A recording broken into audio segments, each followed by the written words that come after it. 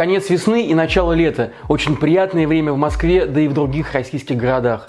Россия просыпается после зимы, на городских клумбах распускаются разноцветные тюльпаны, девушки надевают короткие платья, парни шорты, кто-то идет на модный концерт, а кто-то сидит на веранде летнего кафе и лениво потягивает чешское или бельгийское пиво.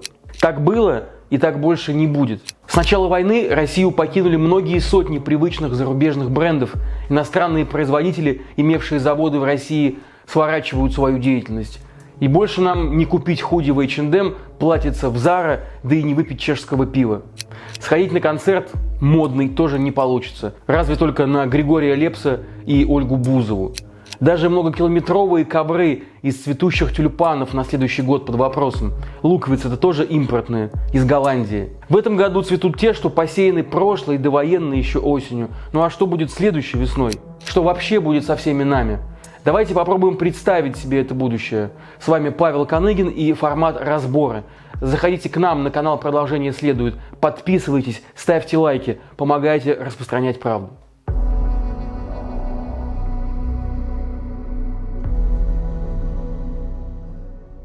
В конце 2021 года российское Минэкономразвитие, не предвидя никакой войны, оптимистично заложило в прогноз 3% рост ВВП на следующий 2022 год. Но война, конечно, перепутала все карты. Понятно, что ни о каком росте речи уже не идет. Разговор идет о падении и о том, насколько сильным оно будет. Правительство деликатно прогнозирует падение 8%, а Институт международных финансов, например, дает цифру в 15%. Также и с инфляцией. Правительство России еще надеется на среднегодовую инфляцию в 20%, хотя независимые специалисты говорят о куда более глубокой яме. Мы воюем всего лишь третий месяц, однако и сейчас, наверное, не осталось в стране человека, который бы не почувствовал на себе влияние этой так называемой спецоперации. Исход зарубежных брендов, погасшие витрины мегамолов – это только первые ласточки. Огромные магазины на окраинах, эти храмы потребления уже скоро превратятся в замки-призраки. Российские бренды, предлагающие потребителю коллекцию к 20-летию киноленты «Брат 2» и гвоздь программы «Свитер в рубчик», как у Данилы Багрова, просто не потянут содержание и техническое обслуживание мегамолов.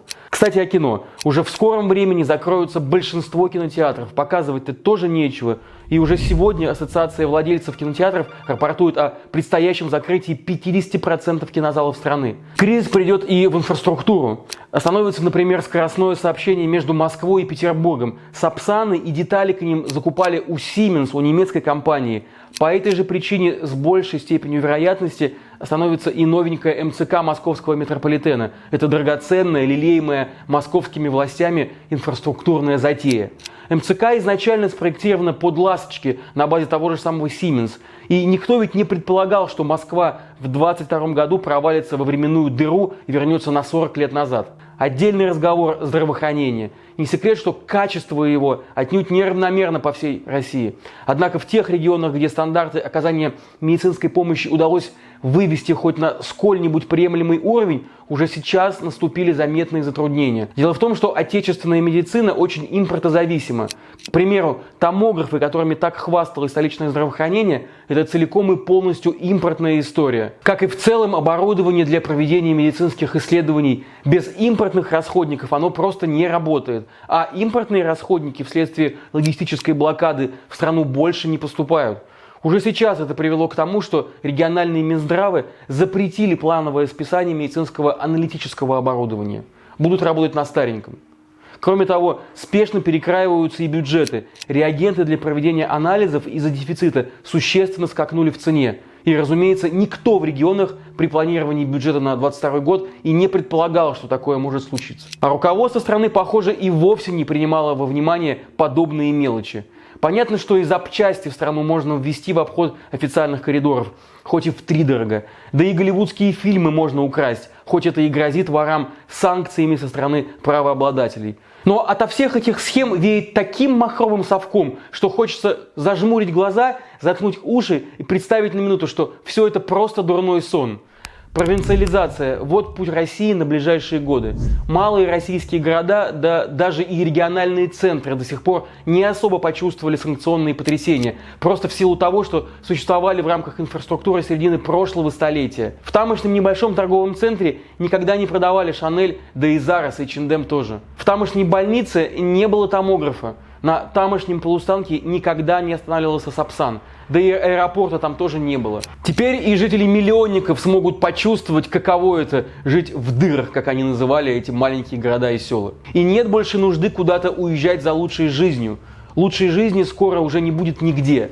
Большой город больше не даст никаких гарантий достойного заработка и качественно иной жизни. А жизнь на местах как раз таки это хотя бы огород и какое-никакое подсобное хозяйство. Фермеры, люди близкие к земле. Вот так мы можем очертить круг россиян, имеющих наибольшие шансы на относительное благополучие в ближайшие годы. Впрочем, благополучие – это слово и здесь стоит взять в кавычки.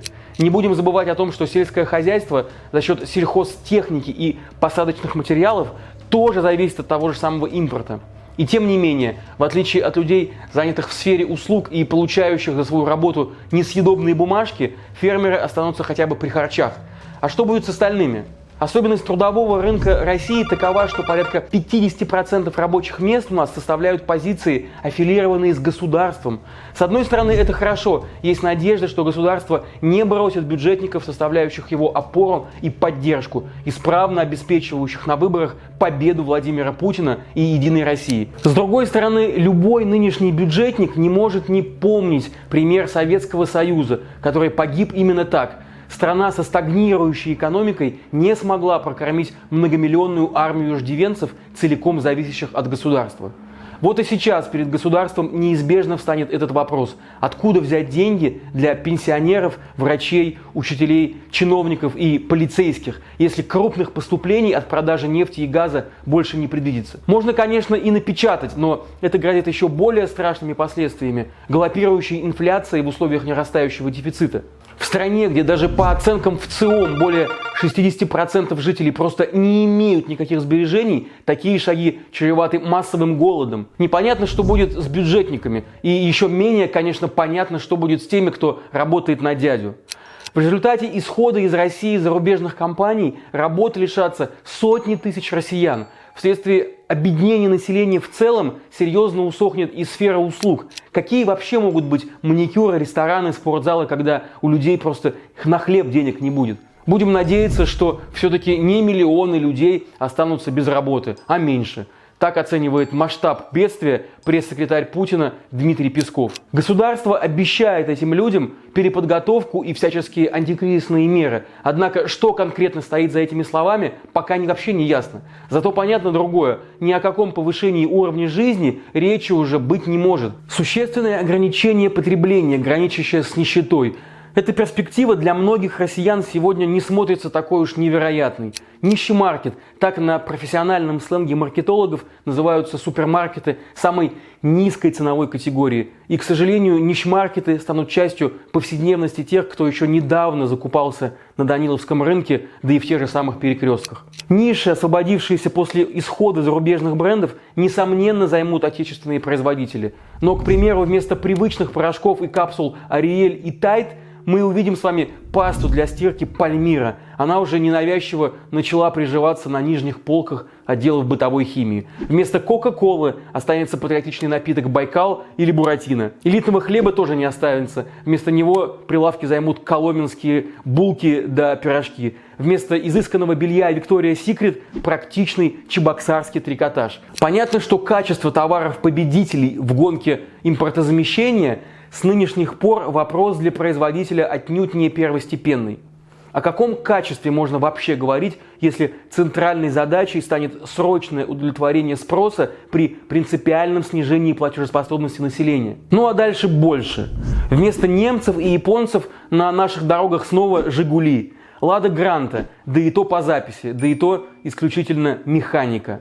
Вместо Боингов и Эйрбасов сухой суперджет, в лучшем случае, а в худшем реанимированный Ил-86. Кстати, а куда мы полетим с вами на этом Ил-86? В Сочи, где, как мы помним, хоть раз в жизни должен отдохнуть каждый советский человек? Не знаю. Турция и Египет, которые еще недавно слыли бюджетными курортами, в нынешних условиях станут уже элитными направлениями для тех, кто сохранил доход и твердо уверен в завтрашнем дне. Уже сейчас, в самом начале сезона, когда цены еще не достигли пиковых, Министерство культуры и туризма Турции сообщило, что количество гостей из России сократилось вдвое.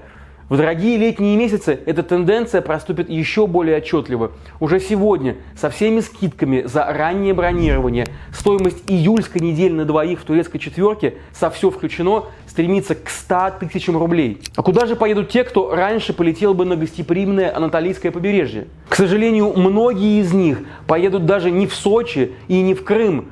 Курорты Краснодарского края и Крыма теперь в отсутствии конкуренции с другими странами тоже станут не для бедных. Как выяснил ВЦИОМ, на майские, например, праздники большинство опрошенных россиян, это 42%, предпочли поехать вообще на дачу. И если сравнивать эту цифру с последними доковидными годами, майских дачников стало на 30% больше. И это объяснимо, ведь цены на туристические пакеты, по оценкам Ассоциации туроператоров России, к маю выросли где-то на 15%, а на какие-то туры и на 90% по сравнению с прошлым годом. Ну, интересно, а как власти отвечают на все эти вызовы для кошелька среднестатистического россиянина?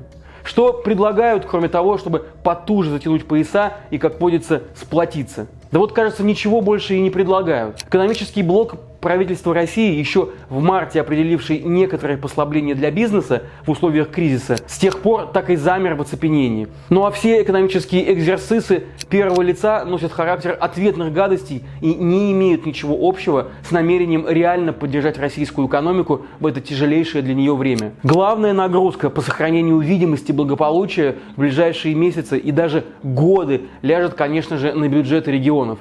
Для кого-то это станет шоком, а для других поводом и вовсе задуматься о том, стоят ли геополитические амбиции Владимира Путина таких жертв со стороны конкретного региона и людей, проживающих там. Не стоит думать, что новеллы в Уголовном кодексе, предполагающие ответственность за проповедь сепаратизма, могут эти самые сепаратистские настроения потушить. Обостренное чувство отдельной самостоятельной идентичности, помноженное на дискомфорт от совместного существования с другим народом – вот рецепт сепаратистских настроений. А если добавить в эту формулу еще и экономическую самодостаточность? Можем ли мы быть уверенными, что Татарстан в 90-е годы, начавший тему максимальной федерализации, оставил эту идею? Не будем забывать, что это единственный в России регион, отстоявший для своего главы право называться президентом. Ну а что же богатая нефтью Поволжье? А Башкирия, массово изучающая арабский и надевшая хиджаб? Не будет ли и у этих регионов поводов задуматься о целесообразности сохранения отношений с Россией? Вот, например, Донецк с Луганском порвали свои отношения с Украиной, когда это им захотелось. А что же российские регионы? Чем они хуже, подумают региональные элиты? Отдельная и болезненная тема – Кавказ. Незажившая травма Чеченской войны, извечная привычка российского государства смирять тамошние народы – все это и в мирное время не способствовало укреплению симпатий к России и к Москве. А теперь, когда гордые горские мужчины вернутся из Украины с опытом реального участия в войне, будут ли они по-прежнему работать на страну, которая в телячьих вагонах вывезла их дедов и прадедов в ссылку? Или Россию и на южных рубежах ждут серьезные испытания? Впрочем, есть вариант развития событий, при котором у российских народов не останется вообще никакого выбора. Этот вариант называется «красная кнопка».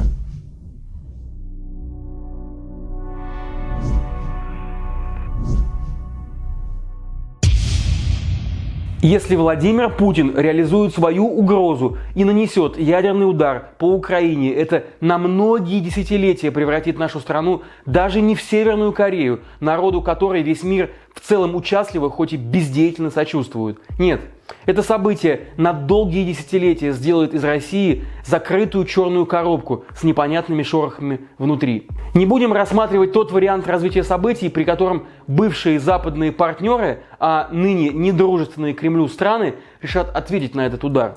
Скажем о другом. О том, что никто в мире не захочет вести диалог с психопатическим государством, представляющим опасность для всего земного шара. Россию обнесут железобетонным забором и вычеркнут ее из международной памяти надолго. Год за годом инфраструктура страны, отстроенная во времена ее открытого, деятельного участия в общей жизни планеты, будет ветшать. Ну а надежда на то, что в условиях полной изоляции в границах России разовьется самодостаточная экономика, к сожалению, не разделяет никто, кроме пропагандистов с госканалов. А вот вероятность возникновения локальных войн из-за дележки ресурсов или даже за право выхода из этой черной коробочки смотрится куда более вероятным сценарием. Могли ли вы представить такую Россию будущего еще год назад? Наверное, нет. Что остается делать нам сейчас? Наверное, самое главное – это оставаться людьми и делать все от нас зависящее, чтобы остановить войну и чтобы дальше не было хуже. Продолжение следует.